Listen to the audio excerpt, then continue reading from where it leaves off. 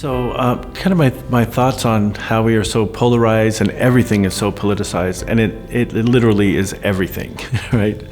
From wearing a mask, and not just race, religion, sexual orientation, politics, everything is so politicized. Things that you wouldn't think are politicized. Words are politicized. Inclusion. Like, why would inclusion get somebody upset, right? When the intent is to be inclusive, to make people feel like they're valued, they belong. But if a grant has inclusion in it, then we're not going to use that grant, right? So I think the answer to that is we have to talk to each other. We have to sit down like you and I across from each other and just have a discussion and allow someone to have their beliefs and say, I disagree with you, but I understand your perspective. I do understand why you think the way you do, but this is why I don't think that's right? And we share it. And we walk away with new information. 2 weeks from now, I might think, you know what? Kelly was right. She challenged me on that, and I think she's right. And I might call you and say, I loved what you said. I didn't at first, but I had time to let it sink in. And yeah, I think you're right. I'm going to think differently. But we're so polarized. Like any little thing someone says, first of all, we don't have civil dialogue. It elevates to an argument or to violence in our society today. We just have to be able to disagree. I think for years now, different political ideologies, we just demonize the other side. They think this, they're evil. We just take it there. We demonize people for having a different political ideology. It's a different political ideology. We decide to spend money in different areas. We have priorities in our, on how we think the government should work. That's all. And then usually we just compromise and we take the best ideas from different sides and we create something that might work, some viable solutions that could work. Now you get in trouble for working with the other side, right? It's like we're not allowed to even talk to the other side, or we're demonized again, or, we've got to change. United we stand, divided we fall. We can't continue as a country going down the road we're at right now.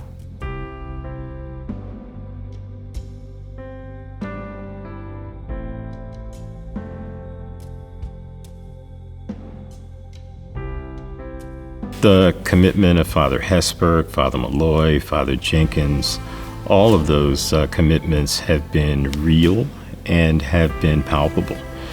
Most recently, I think our trustees' task force on diversity, equity, and inclusion's report in 2021 provided us with a framework for thinking about our next steps over the next 10 or so years. And so we've worked hard as a community to enact those things and to think about how we can be attentive to increasing representation, how we can be a force for good in the world, how we can commit adequate resources to the work that needs to be done, and how we can continue to be a beacon of hope within the larger landscape of higher education, and join with our peers in thinking strategically about those things that can undo an incredible legacy of educational exclusion that has marred in many respects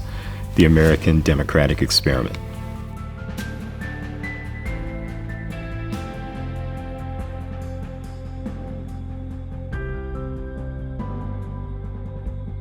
I would say, first and foremost, I said the other parable of being open to understanding. This place has tremendous potential. We're looking at major universities. We're looking at a good community college system.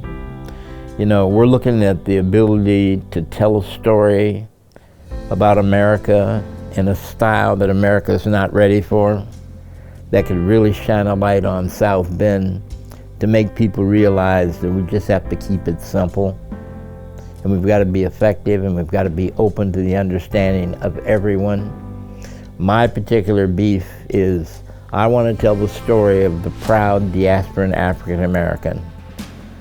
The person or persons who had to come here, not by choice, okay, not by choice at all, but by a peculiar set of institutions that said that they were property more so than human beings.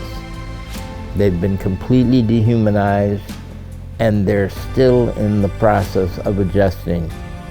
And folk are not open to the style of adjusting as much as they want to force you to learn something. I mean, we do not need missionaries. We do not need someone to tell us what to do. We need someone that can work with us and accept who we are and watch how we grow and how we develop. Because I think if we put that process into place, this would be better for everyone, especially humankind.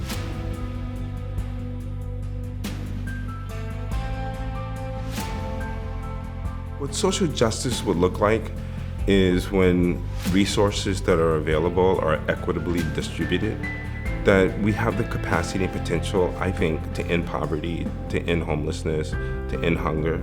I think we as a nation and we as a community here have the resources. It's a question of will, it's a question of how things are distributed, and it's a question of the structures that those operate in. And I think that the current structures are not friendly to poor people. They're certainly not friendly to people of color because the long history of racism and white supremacy and so on. And so really engaging that, really teaching people the history that produced our current world, which is part of, I'm a historian. So that's part of what I see as my work, is really kind of reframing our national narrative. And I believe in the goodness of people. I think that people are good at heart. And, you know, it's finding and creating spaces and environments that goodness can lead versus be pushed to the background for self-preservation.